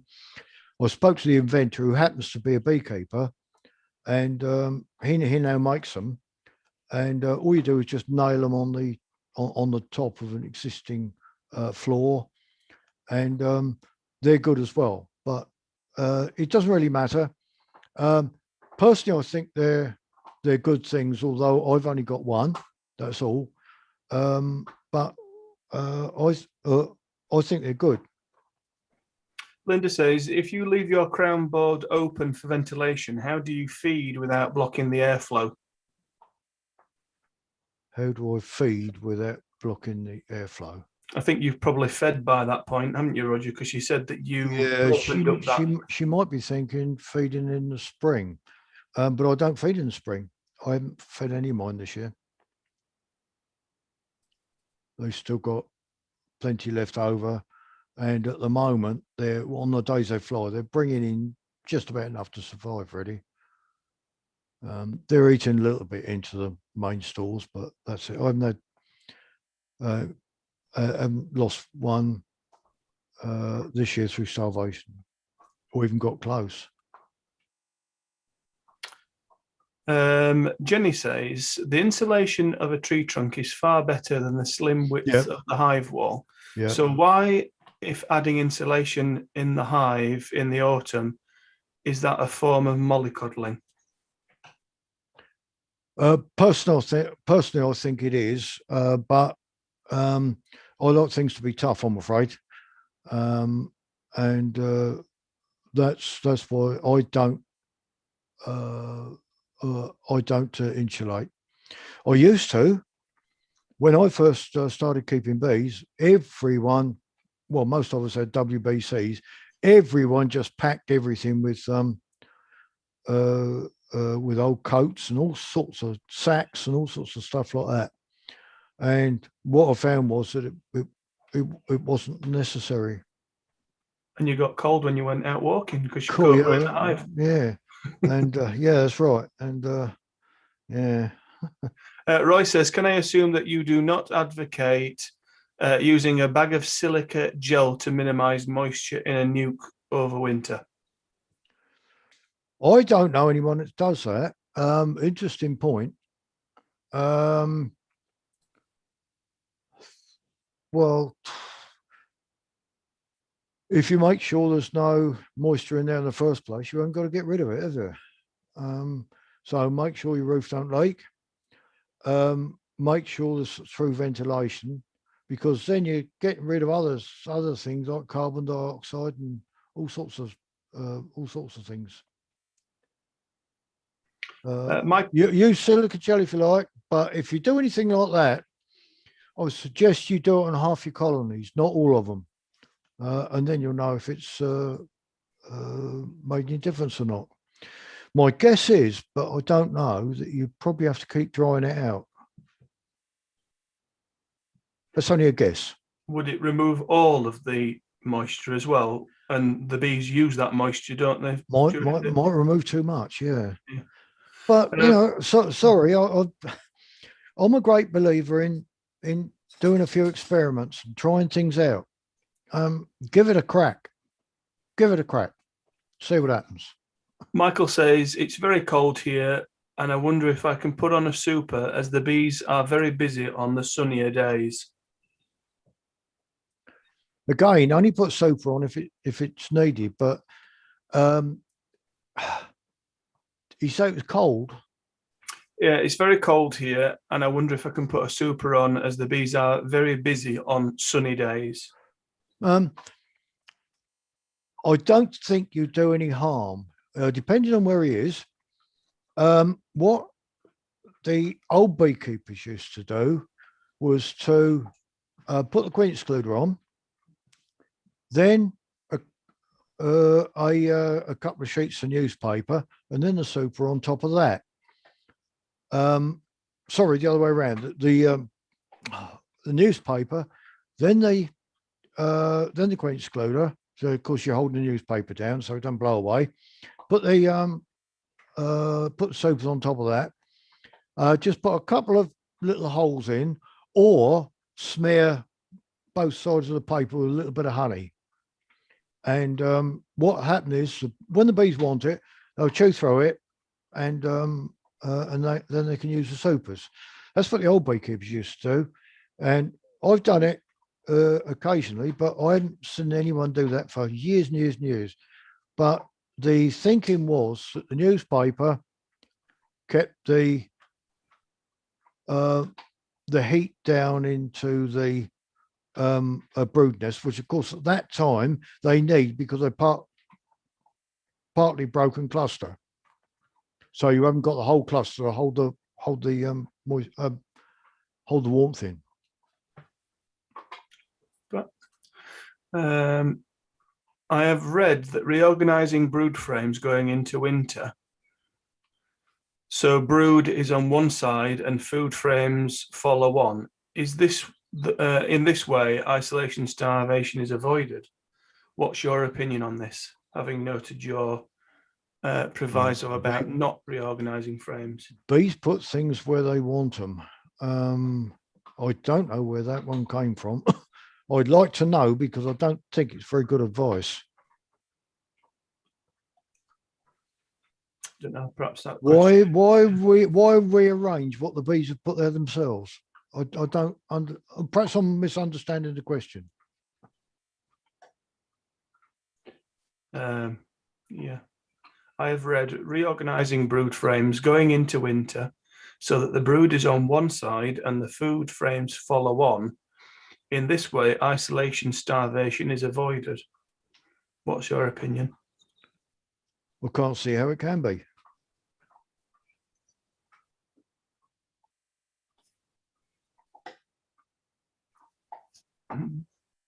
No, I can't see how it can be. Could you? No. But then I do like to see food on both sides so that depending on whichever way they start moving. I don't know. Yeah, well, so they were suggesting putting the bees all the brood to one end and then food following it, yeah. Well, no, because I'll just give them 2 examples of why that causes isolation and starvation. Yeah. Doesn't solve it. No. I'm no disrespect to the questioner. I'm wondering if they've misinterpreted what was said and they got it the wrong way around. Or perhaps the person that told them had got it wrong. Maybe. Depending on where you are in the country, certainly after the back end of September, I wouldn't move frames around unless it was centralising them, like I suggested, because if you get the outside frames, there's likely to be less pollen on those, and putting them in the other side gives bees food both sides that they can access. No, I think that is pretty dodgy advice, I think.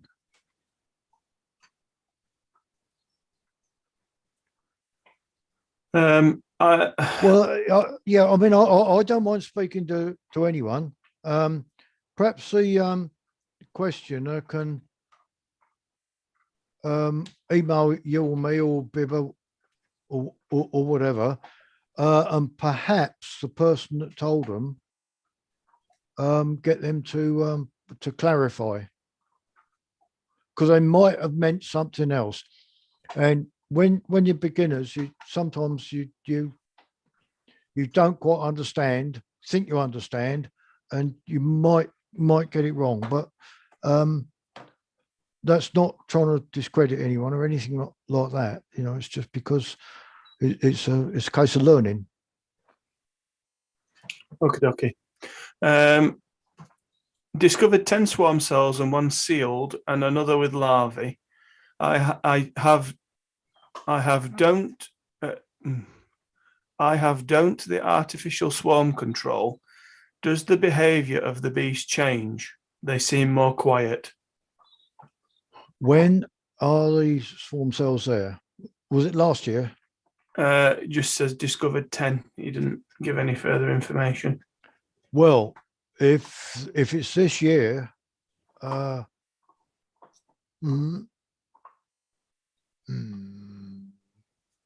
wondering yeah, we've got to remember, Rich, this is beginner session, so it might possibly be emergency cells. It's quite early for swarm cells.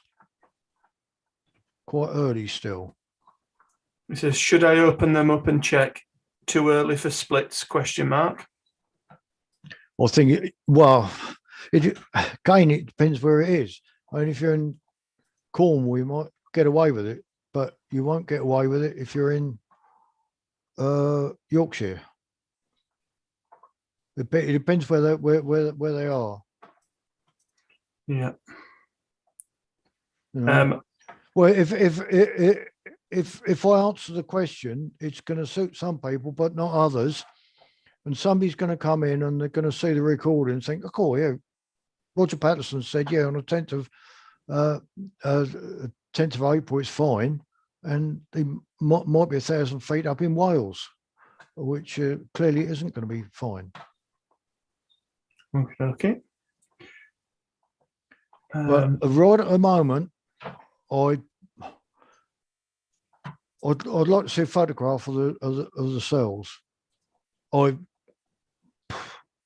be surprised. Well, put it this way: if there's queen cells there and there's swarm cells, they should have been supered 2 weeks ago.